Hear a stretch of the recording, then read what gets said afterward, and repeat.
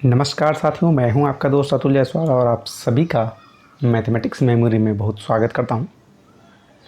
एक नए दिन के साथ आप सबके बीच में उपस्थित हुआ हूं। मेरी उपस्थिति काफ़ी लंबे समय अंतराल के बाद हुई है, क्योंकि काफ़ी कुछ दिनों से मैं किन्हीं व्यस्तताओं के कारण चर्चा में भाग नहीं ले पा रहा था, तो उसके लिए क्षमा चाहता हूं। तो हम चर्चा कर रहे थे कंपाउंड इंटरेस्ट के सवालों पर, है ना। चक्रवृद्धि ब्याज हम पढ़ रहे थे और उन पर जितने तरह के सवाल होते हैं उनमें हमने कुछ टाइप के सवाल जो है हमने सॉल्व किए थे। आज हम चर्चा करने वाले हैं छमाही या तिमाही पर बेस्ड सवालों पर, है ना। तो कैसे ये होता है इन सब पर हम बात करें, लेकिन पहले मैं आपको समझाऊं कि जैसे कोई धन आपसे लिया गया, है ना, मतलब आपने किसी से कोई धन लिया और उस पर आम व्यक्ति कहता है कि भैया 5% की वार्षिक दर से मैं ब्याज आपको देना पड़ेगा 2 वर्ष के लिए। अगर आप लेते हो तो ठीक है भाई, 2 वर्ष में आप 5% वार्षिक ब्याज की दर से मुझे ब्याज देना है आपको, चक्रवृद्धि ब्याज की दर से, ठीक है। तो आप मान जाते हैं। लेकिन अगर यही बात पलट दी जाए, बदल दी जाए और आपसे कहा जाए कि जो वार्षिक ब्याज दर थी, है ना, वो आप 5% की हमें वार्षिक न दीजिएगा, हमें छमाही के रूप में चाहिए। मतलब हर महीने आप हर 6वें महीने पे आप 5% की दर से ब्याज हमें दें, है ना।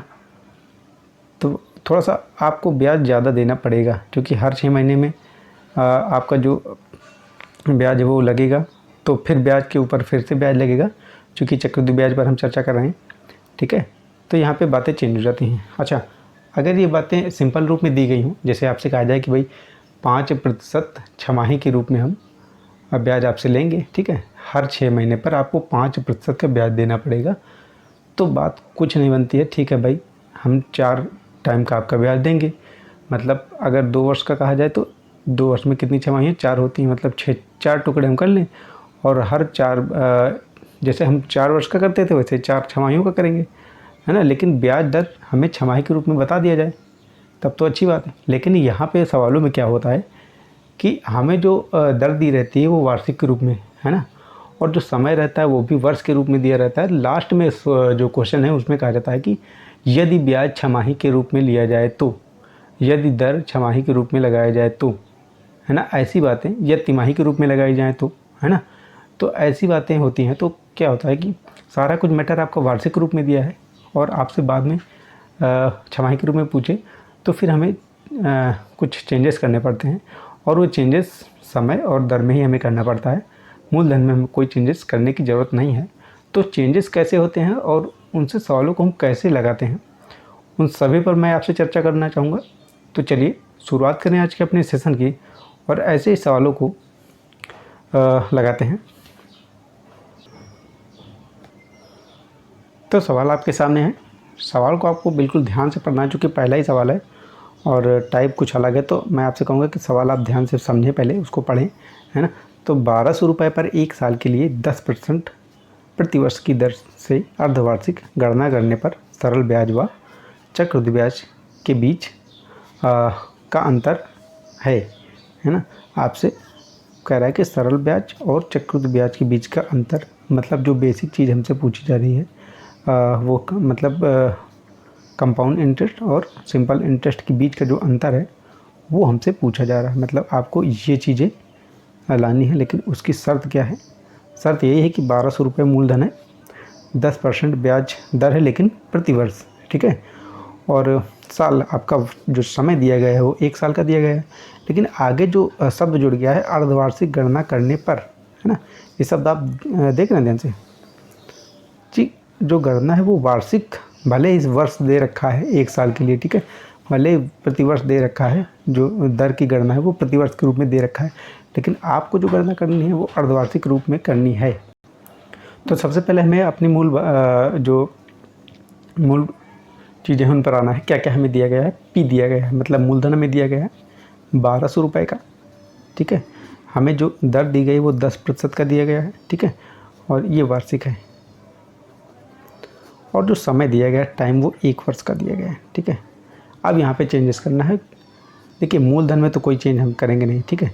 अब ब्याज की जो दर लगेगी वो अर्धवार्षिक मतलब प्रत्येक 6 महीने पे लगने वाली है, तो हम अब 10% का ब्याज हर 6 महीने तो लगा नहीं सकते, है ना। 10% आप पूरे साल में लगा सकते हैं। तो हम चूँकि एक साल में 2 छमाहियाँ होती हैं, 2 6 में 6 महीने 2 बार आते हैं, है ना। तो हम ब्याज को 6 महीने पे तोड़ दें, यानी 5 और 5 में तोड़ दें, तो हम कह सकते हैं कि 5% छमाही के रूप में हम इसे लगा सकते हैं, ठीक है। अब जितने ही वर्ष का हो उतना उस हिसाब से लगेगा। 2 साल का है तो 4 बार, 4 साल का है तो 8 बार, ऐसे लगेगा, ठीक है। अब टाइम पर बात करते हैं। टाइम अब चूँकि छमाही है तो 1 साल का कोई मतलब नहीं बनता। 1 साल में जितनी छमाहियाँ होती हैं हम उसे लिख दें, तो हम करेंगे 2 छमाही, है ना। छमाही या इसे ही हम कह सकते हैं अर्धवार्षिकी, अर्धवार्षिक रूप में, ठीक है। तो ये हमारा जो मैटर है वो तैयार हो चुका है। अब हमें क्या करना है, हमें CI निकालना है, हमें SI निकालना है और दोनों को आपस में डिफ्रेंशिएट करना है, घटाना है। उसके बाद क्या करना है, हमें अपना आंसर प्राप्त कर लेना है, ठीक है। आइए पहले हम लोग SI निकालते हैं, सिंपल इंटरेस्ट को निकालते हैं। यहाँ पे देखते हैं तो सिंपल इंटरेस्ट बराबर होता है PRT/100, ठीक है।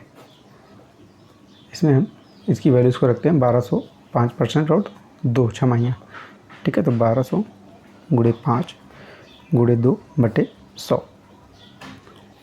सॉल्व करते हैं इसको। 2 जीरो से 2 जीरो कैंसिल, 5 दूनी 10, यानी 120 रुपये हमारा जो सिंपल इंटरेस्ट है वो आ जाएगा, ठीक है। अब हम बात करते हैं कंपाउंड इंटरेस्ट की। अब कंपाउंड इंटरेस्ट सीधे सीधे निकालने का तो कोई हमारे पास फार्मूला है नहीं। कंपाउंड इंटरेस्ट को हम लिख सकते हैं A - P, है ना, मतलब अमाउंट माइनस प्रिंसिपल। हम अगर ज्ञात कर लें, अमाउंट ज्ञात करें और प्रिंसिपल तो हमें ज्ञात ही है, आपस में दोनों घटाएं तो सिंपल जो कंपाउंड इंटरेस्ट है वो हमें प्राप्त हो जाएगा। तो चलिए निकालते हैं एक अपना अमाउंट बराबर होता है P × 1 + R/100⁻T, ठीक है। तो 1200 1 + 5%/100 और T हमारा हो जाएगा, चूँकि छमाही है तो 2, ठीक है। अब 5 से काट देते इसको, 5 दूनी 10, 20, ठीक है। तो A बराबर जो होगा A का जो मान होगा वो होगा 1200 और ये हो जाएगा 20 और 1 21, है ना, ये 1 हो जाएगा। तो 21/20⁻², ठीक है। A बराबर 1200 × 21 × 21 हम लिख सकते हैं चूँकि स्क्वायर है, और 20 × 20, ठीक है। काटते हैं इसको, 2 जीरो से 2 जीरो कैंसिल, 2 दूनी 4 और 4 3 12, ठीक है। तो हम कह सकते हैं कि जो A का मान है वो 3 × 21 × 21 के बराबर होगा, ठीक है। गुणा करते हैं इसका, 21 से करना 21, 21 दूनी 42 और 2 44, फिर 3 से गुणा करते हैं इसको, 3 × 3, 3 चौको 12, 3 चौको 12, 1 13, ठीक है। तो 1323 हमारा जो अमाउंट आया वो 1323 के बराबर आया। अब इसमें से हम प्रिंसिपल घटाएं, मतलब A - P करें, मतलब 1323 बटे -1200 करें तो हमें आएगा 123, है ना। ये रुपए हो जाएगा 123 रुपये हमें प्राप्त हुआ CI के रूप में, ठीक है। तो हम जो गणना जो हमें करनी है, जो मान निकालना है वो CI - SI निकालना है। CI हमारा 123 है और SI 120 है, दोनों को घटाएं, आंसर आएगा 3 रुपये, ठीक है। और यही हमारा आंसर आ जाएगा। तो आई थिंक आप सबको समझ में आ गया होगा। बस करना कुछ नहीं है, बस इन्हीं दोनों को कन्वर्ट कर लेना है जैसा कि दिया जा रहा है क्वेश्चन में। अगर अर्धवार्षिक है तो ऐसा करना है, और तिमाही है तो कुछ और करना है। मतलब यहाँ पे क्या करना है, एक वर्ष में 4 तिमाहियाँ होती हैं, तो यहाँ 4 से मल्टीप्लाई करना है और यहाँ पे क्या करना है, 4 से डिवाइड करना है। बस इतना आपको याद रखना है, ठीक है।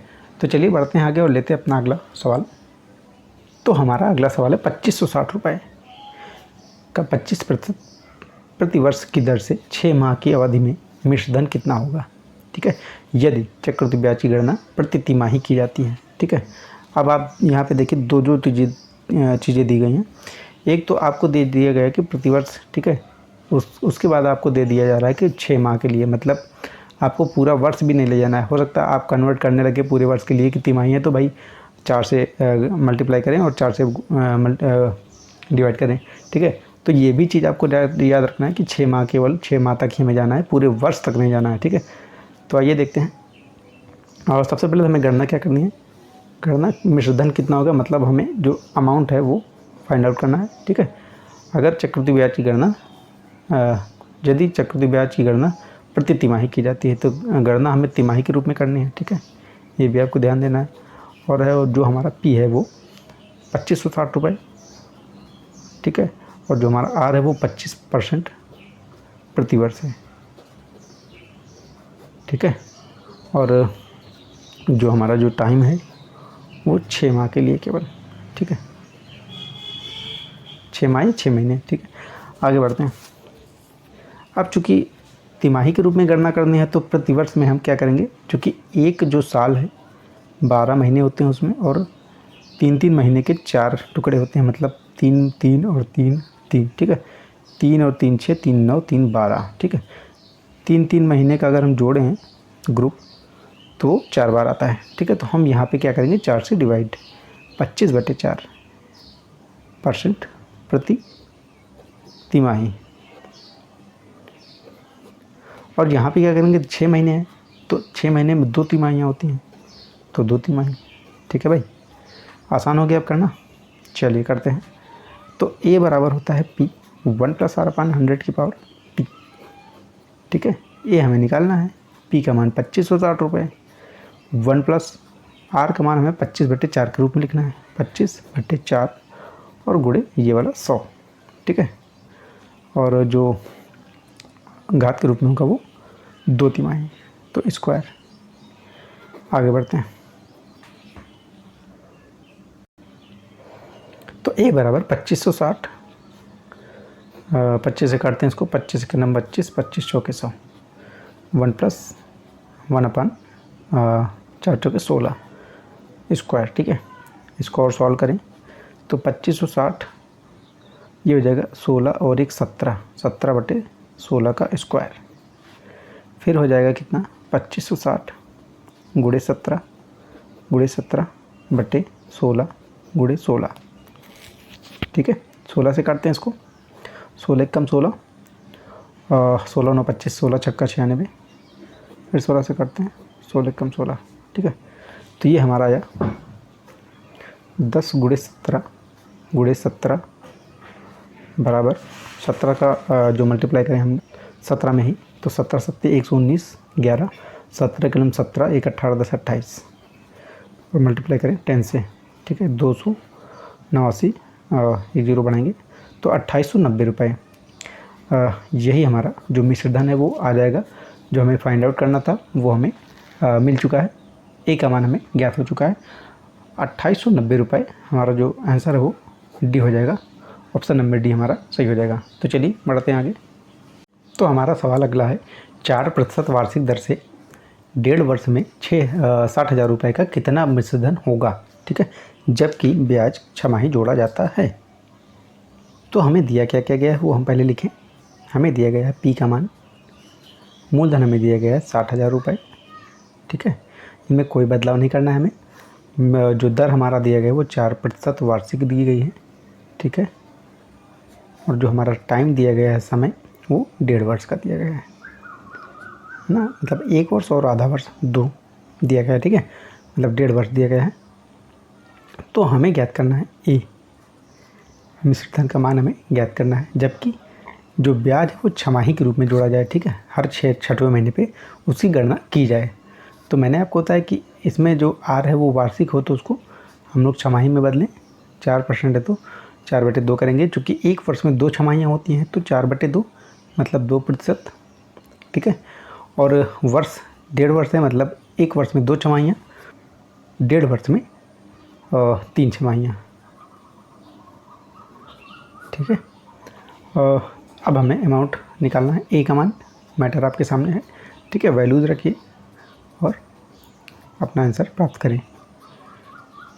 ये हमारा जो फार्मूला है वो है ए बराबर पी, मतलब 60,000 रुपये, 1 + r मतलब 2% छमाही वाला है ना, और 2/100 की पावर जो होगी वो 3 है ना। अब करें ए बराबर 60,000 रुपये और 2 से काटते हैं 50, ये हो जाएगा 51/50 की पावर 3। ठीक है, आगे बढ़ते हैं। ए बराबर 60,000 गुणे 51 गुणे 51 गुणे 51 बटे 50 गुणे 50 गुणे 50। ठीक है, इतना आया। ठीक है, अब हम आगे थोड़ा सा बढ़ते हैं और अपने जो सॉल्यूशन को थोड़ा सा आसान बनाते हैं। हमें मिला है 60,000 गुणे 51 गुणे 51 गुणे 51। ठीक है, और नीचे है हर में 50 गुणे 50 गुणे 50। ठीक है, तो 51 गुणे 51 3 बार आप तो गुणा करना ही है आपको, लेकिन इस गुणे से हम 50 गुणे 50 से बच सकते हैं। कैसे? अगर हम इस 50 में 2 से गुणा करें तो ये 100 बनने वाला है, इसमें भी 100 बनने वाला है, इसमें भी 100 बनने वाला है। तो अगर हम 2 गुणे 2 गुणे 2 3 50 के लिए 3 बार 2 से गुणा करें और मान ना चेंज हो, इसके लिए हम 2 दूनी 4 दूनी 8 से ऊपर गुणा कर दें। ठीक है, तो कोई फ़र्क पड़ने वाला नहीं है। ठीक है, तो पहले हम 51 गुणे 51 और गुणे 51 मतलब 3, 51 का जो क्यूब है वो हम निकाल दें। ठीक है, तो पहले हमें करना होगा 51 गुणे 51, 51 5 एकम 5 पच्चम 25, 5 और 5 10, 5 1 6, यानी 2601 रुपये। और इसमें हम फिर से मल्टीप्लाई करेंगे 51 का, तो ये हो जाएगा 51 5 एकम 5, 5 छक्के 30, 5 दूनी 10, 3 13, 1 5 6 2 3 1, 13 26 51। ठीक है, इतना आने वाला है। तो हम लिखेंगे 60,000 गुणे 13 26 51 और गुणे ये वाला 8। ठीक है, और इस 50 का 2 से गुणा करें 100, इसका इससे गुणा करें 100 और इसका तीसरे वाले से करें 100। ठीक है, काटते हैं इसको, 2 से 2 कैंसिल, 2 से 2 कैंसिल। ठीक है, 8 छंगे 48। अब हमें करना है 48 का मल्टीप्लाई 1,32,651 से। ठीक है, बटे 100, ये 100 रहने वाला है आपके साथ। चलिए आगे बढ़ते हैं। करें गुणा भाई, तो हम करें 13, 8 एकम 8, 8 पंचे 40, 8 छंग 48 और 4 52 और 8 दूनी 16, 5 21, 8 त्रिक 24 और 2 26, 8 का नम 8 2 10। 4 से करें 4 एकम 4, 4 पंचे 20, 4 छंके 24 और 2 26, 4 दूनी 8 2 10, 4 3 12 1 13, 4 एकम 4 1 5, 8 4 2 7 6 3 6 है ना। तो ये हो जाएगा 63 67 24 8, 63 67 24 और 8। क्योंकि नीचे 100 है तो 2 अंक के बाद हम लोग दशमलव लगा लेंगे। ठीक है, तो 63 यानी कि हम कह सकते हैं 63,672.48 है ना। यही हमारा जो मिश्रधन है वो आ जाएगा, यही हमारा आंसर हो जाएगा। तो ऑप्शन नंबर हमारा 63 ए सही हो जाएगा। तो आई होप आप सबको समझ में आ गया होगा। तो मिलते हैं कल कंपाउंड इंटरेस्ट के कुछ नए सवालों के साथ। तब तक के लिए नमस्कार। आप सभी का बहुत बहुत धन्यवाद।